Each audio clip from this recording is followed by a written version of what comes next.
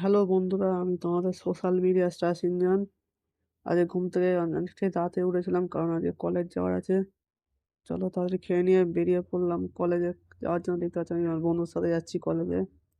বন্ধু বাইক চালাচ্ছে, আমি পিছনে বসে আছি, হাওয়ার মজা নিচ্ছি, শীতের ঠান্ডাটা মজা নিতে নিতে যাচ্ছি কলেজে। তো কলেজে চলে পৌঁছে গেলাম। কলেজে আজকে বিকেল 5টা অবধি ক্লাস আছে, তো চলো ক্লাস করতে থাকি। ক্লাস করা হয়ে যাওয়ার পর বিকেলে আবার বাড়ি যাওয়ার জন্য বেরিয়ে পড়লাম। দেখতে পাচ্ছ যে শীতের বিকেলটা কাটাতে কাটাতে যাচ্ছিলাম, হেভি লাগছিল।